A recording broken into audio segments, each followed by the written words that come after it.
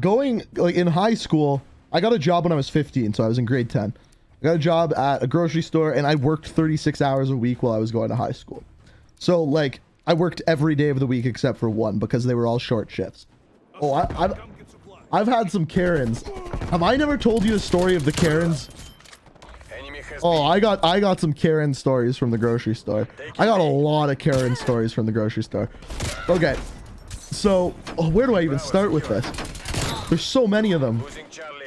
My favorite one, I'm dead. My favorite one by a long shot. Are they shooting bodies? So I was in probably grade 11 or grade 12 at this time, and I was working a shift after school. It would have been grade 12 because I was playing football. I know it was after football. And this old dude comes in. Not a Karen. A Craig. Nah, that doesn't work. A Ted. Doesn't work either. I don't know. What's a male Karen? Fast food has much more aggressive Karens. I feel like in fast food, you'd also get a lot of Kevin's. Kevin's the name of a male Karen. How did we not get that before? And he's probably like in his mid 60s.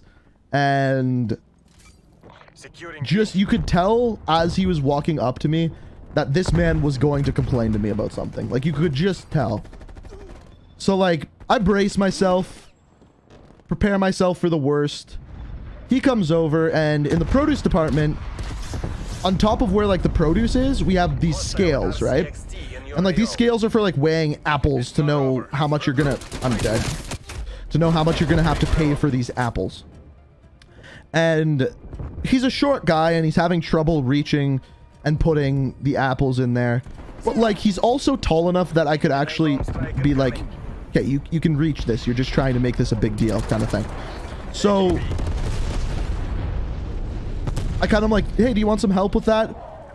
Trying to be nice, trying to diffuse whatever future situation is coming my way.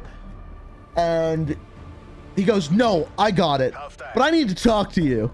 I'm like, fire away, Karen, male Karen.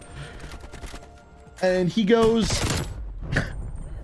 you know, when my wife comes shopping in here, she can't reach into these baskets and weigh her fruit. I'm like, oh, well, you can always ask for one of us for help or anything like this. And he's like, well, it's just ridiculous. Why do you have to put them so high? And just, to give you an idea, these aren't high. These are probably 4.5 feet off the ground. Like, not high. And I'm just like, all right, I have two options here. Either one, I can just be nice to this guy. Or two, I can totally screw with this guy because I know he's just going to go complain to a manager as well. So I went with totally screw with this guy option, which is probably my favorite customer service option. And so my response to him was, well, there's actually a reason why we can't put those too close to the ground. And he goes, oh yeah? And I go, yeah, it's called Newton's paradox. And what Newton's paradox is you see, like, every object has a gravitational pull. And since the store, this is a giant box store, is so big, it has a really big gravitational pull. So if we put the scale too close to the ground, then the weight will be thrown off and you won't know what the actual weight of your produce or your apples, as we were talking about before, actually is. And this old guy goes, yeah, I know that. I totally fucking made up the thing. Like, everything does have a gravitational pull, but it's not going to affect a goddamn scale. And never did that guy bother me ever again. So that's my favorite Karen story. But let me tell you the actual Karen story. So we already went over how my boss either loved or hated me. This is one of those stories. So the way that the salad counter worked at the store that I worked at is everything had an expiry date on it. And if something was within 4 days of expiring, we could put it on sale for 50% off.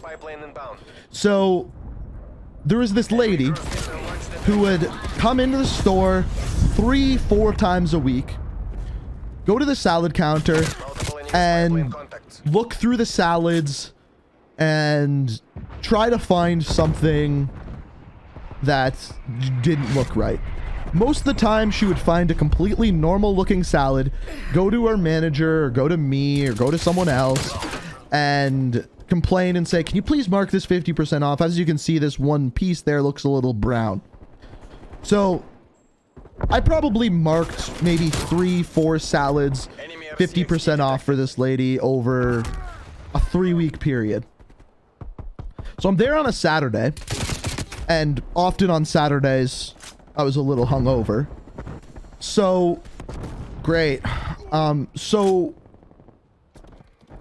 my manager, I'm standing beside my manager. This is one of those days where my manager loved me. So my manager's talking to me, and she goes, oh God, here comes Karen. And I'm like, you want me to deal with her? She goes, that would be awesome. And because this is a day that she loved me, you never know. She might give me the next day off if I do something great.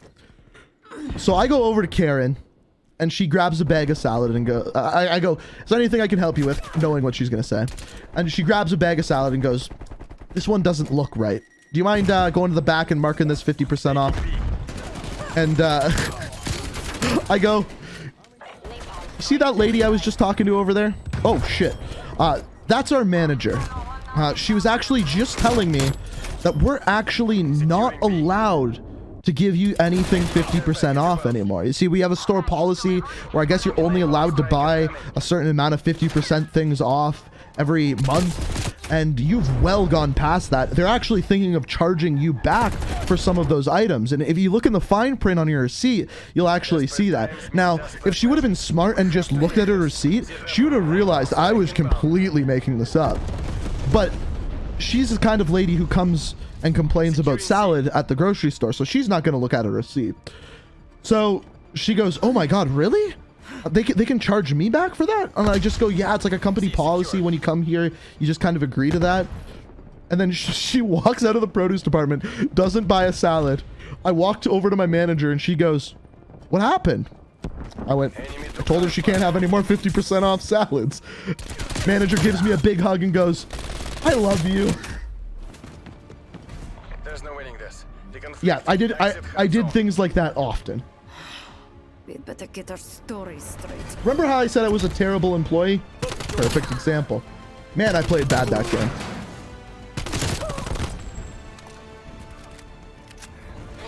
So here's the thing about the grocery store that I worked at. It was unionized. I was in a union when I was 16.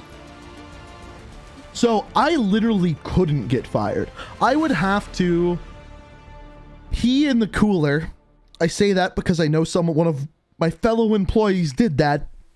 They still didn't get fired, by the way. But something that severe to actually get fired. Man, I will say though, working at a grocery store might be the job where you see the most Karens. How did you? Oh my God, what is going on? We're falling behind. Like, it really might be. Because, like, what do Karens do? They go grocery shopping. That's pretty much all Karens do, right? Try to name a job where you run into more Karens than a grocery store employee. I don't think you can do it. We are